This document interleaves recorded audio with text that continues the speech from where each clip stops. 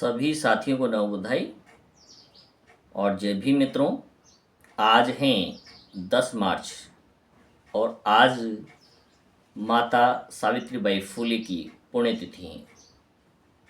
तो आज हम सब माता सावित्रीबाई को सत सत नमन करते हैं और उनके जीवन की घटनाओं के बारे में चर्चा करते हैं। इस देश के अंदर सावित्रीबाई फुले की जितनी प्रशंसा की जाए वो पर्याप्त नहीं होगी। सावित्रीबाई फुले का जन्म उस दौर में होता है।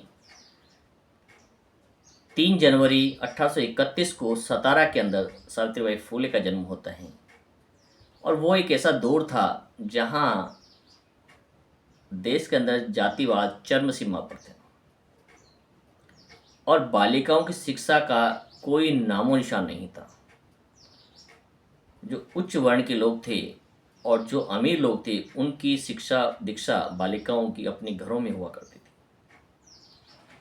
लेकिन सामान्य जो समाज था, सामान्य जो बालिकाएं थी, उनको शिक्षा से वंचित रखा गया था। उस दौर के अंदर सावित्रीबाई का जन्म होता है जहां पर बालिकाओं की शिक्षा की बात करना भी एक जुर्म माना गया। उस दौर में सिखाया गया कि यदि बालिकाएं पढ़ गई तो बालिकाएं पथभ्रष्ट हो जाएगी और उनके धार्मिक संस्कारों का उल्लंघन होगा। इस पर ज़्यादा इस प्रकार की चर्चा करने की यहाँ आवश्यकता नहीं है, क्योंकि हम आज केवल और सावित्रीबाई फुले के योगदान पर चर्चा करेंगे। सावित्रीबाई फुले उस दौर में सामाजिक परिवर्तन और बालिका शिक्षा के लिए काम करती हैं, जिस दौर में बालिकाओं को घर से बाहर निकलने पर भी पाबंदी थी।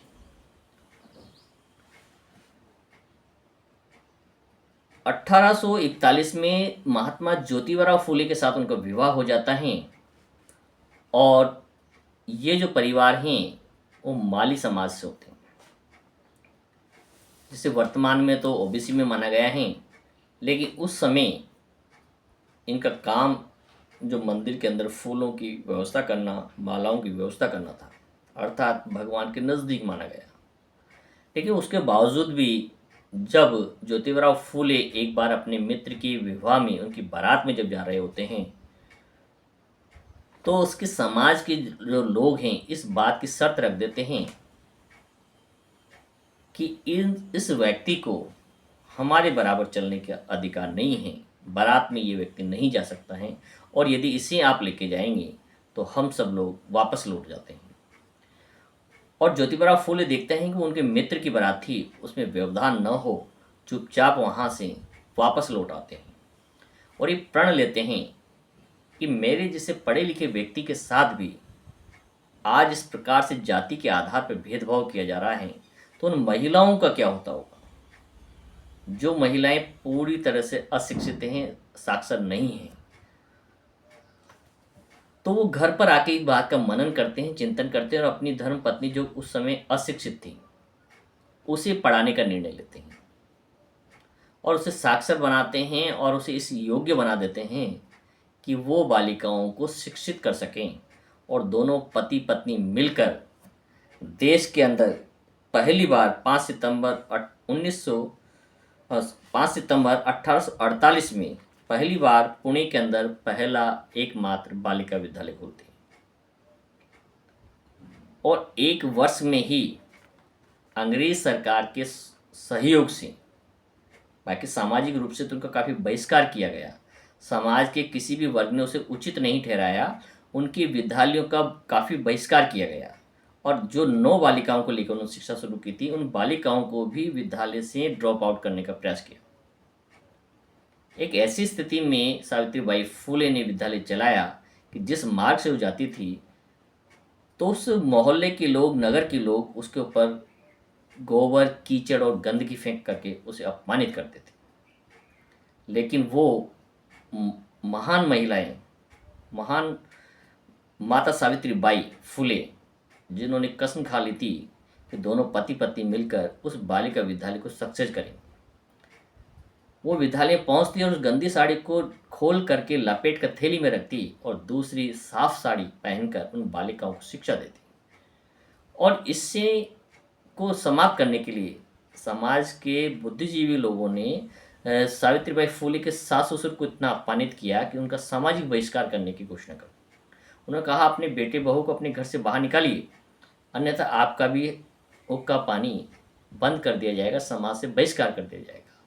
और जब गोविंदराव फुले ने ज्योतिबा फुले को बात बताई उनके पिताजी ने कि तुम यहाँ से या तो मेरा घर छोड़ के चले जाओ या इस विद्यालय को बंद कर दो, तो दोनों पति पत्नी निर्णय लेते हैं कि घर छोड़ना आसान है और हमें ऐसे घर की, ऐसे समाज की कोई आवश्यकता नहीं है, और वो अपने घर को त्याग कर शहर में जाकर शिफ्ट हो जाते हैं, लेकिन विद्यालय को बंद नहीं करते।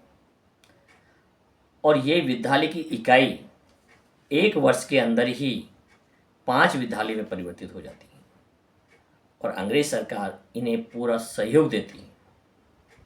और उसका परिणाम है कि देश में बालिकाओं के लिए अलग से शिक्षा की अलग जगती हैं और व्यवस्थाएं होती हैं, और सरकारी स्तर पर ये मान्यता प्राप्त होती है कि बालिकाओं के शैक्षिक विकास के लिए भी अलग से विद्यालय होना चाहिए। सावित्रीबाई फुले भारत की बालिकाओं की पहली प्रिंसिपल और पहली किसान स्कूल की संस्थापक थी। किसान जो परिवार की बालिकाओं की पढ़ाने की कोई व्यवस्था उस समय नहीं थी, तो पहली विद्यालय ये खोलती हैं और स्वयं उसकी प्रिंसिपल होती हैं। और फातिमा बी जो होती हैं, एक मुस्लिम महिला होती हैं, वो इनका सहयोग करती हैं। और दोनों महिलाएं और ज्योतिबा फुले तीनों मिलकर उन विद्यालय को संचालन करते हैं। उनको महिलाओं और पिछड़े वर्गों के को शिक्षित करने के प्रयासों के लिए जाना जाता है। उन्होंने जितने अथिक प्रयास किए, वो बालिकाओं और जो पिछड़ी हुई वर्ग के लोग थे, उन महिलाओं को आगे लाने का प्रयास किया उन्होंने। ज्योतिबा फुले जो बाद में ज्योतिबा राव के नाम से जाने गए, सावित्रीबाई फुले के संरक्षक, उनके गुरु और उनके समर्थक माने जाते हैं। सावित्रीबाई फुले ने अपने जीवन को एक मिशन के रूप में जिया, जिनका उद्देश्य ये था कि विधवा विवाह कराना। विधवा विवाह की परंपराएं भी पहले नहीं थी। जब राजा राम मोहन राय ने 1829 में सती प्रथा पर रोक का कानून बनाया, उसके बाद ये समस्या आई कि जिनके पति की मृत्यु हो जाती है वो अपना बाकी का जीवन कैसे जिएंगे, क्योंकि उससे पहले तो सती प्रथा थी और बाद में ये प्रथा बंद हो गई। तो उन महिलाओं को जीवन को कैसे जिया जाए, तो उनके लिए पुनर्विवाह, विधवा विवाह जिसे कह सकते हैं, उसकी शुरुआत भी सावित्रीबाई फुले और ज्योतिबा फुले ने की। और ज्योतिबा फुले पहले व्यक्ति थे जिन्होंने इस देश के अंदर विधवा विवाह करवाया, और उनको ये विवाह उनके अपने ही शिष्य के विवाह के द्वारा संपन्न करवाया गया। ये एक अलग घटना है, इस संदर्भ में यहाँ कह पाना उचित नहीं होगा। उन्होंने विधवा विवाह कराना, छुआछूत मिटाना, महिलाओं की मुक्ति और महिलाओं को शिक्षित बनाना उनका महत्वपूर्ण ध्येय था, और इसी लक्ष्य को जीवन भर उन्होंने जिया। 10 मार्च 1897 को पुणे शहर में प्लेग फैल जाता है और सभी लोग अपने घरों में दुबके रहते हैं, छिपे रहते हैं।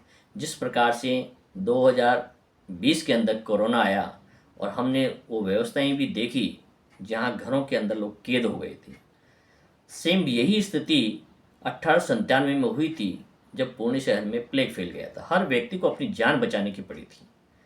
और सावित्रीबाई फुले और ज्योतिबा फुले कोई डॉक्टर तो नहीं थे, लेकिन फिर भी वो समाज की सेवा के लिए अपने झोले के अंदर पट्टियाँ, दवाइयाँ और देसी जड़ी बूटियाँ रख करके घर घर जा कर के उनकी मदद किया करते थे। और उस मदद के दौरान ही एक बालक को हैजा फैला हुआ था, वो प्लेग फैला हुआ था और प्लेग की चपेट में था। उसकी सेवा शुश्रूषा करते हुए, देखभाल करने के दौरान ही सावित्रीबाई फुले भी उस प्लेग की चपेट में आ जाती। और उस प्लेग के कारण ही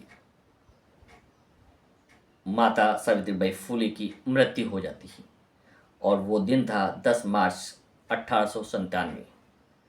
तो इस प्रकार से सावित्रीबाई फुले का जीवन समाप्त हो जाता है और उन्हें महापरिनिर्वाण प्राप्त होता है। आज के दिन यदि बालिकाओं को किसी महान महिला के बारे में पढ़ना है, समाज सुधारक महिला के बारे में पढ़ना है, तो निश्चित रूप से उन्हें माता सावित्रीबाई फुले की जीवनी को पढ़ना चाहिए। वही बालिकाओं की शिक्षा की पहली देवी कही जा सकती है।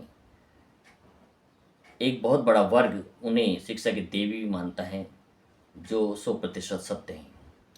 क्योंकि शिक्षा किसने प्रारंभ की देश के अंदर, ये ज़रूरी है। बाकी सरकारों ने उसे आगे बढ़ाया, उस व्यवस्थाओं को दुरुस्त किया, सबके प्रति हमें आभार प्रकट करना चाहिए।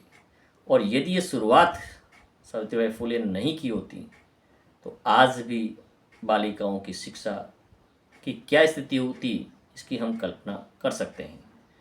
तो आज इस अवसर पर सावित्रीबाई फुले को हम सत सत नमन करते हैं और श्रद्धा सुमन अर्पित करते हैं। भवतु सब मंगलम, भवतु सब मंगलम, भवतु सब मंगलम। साधु साधु।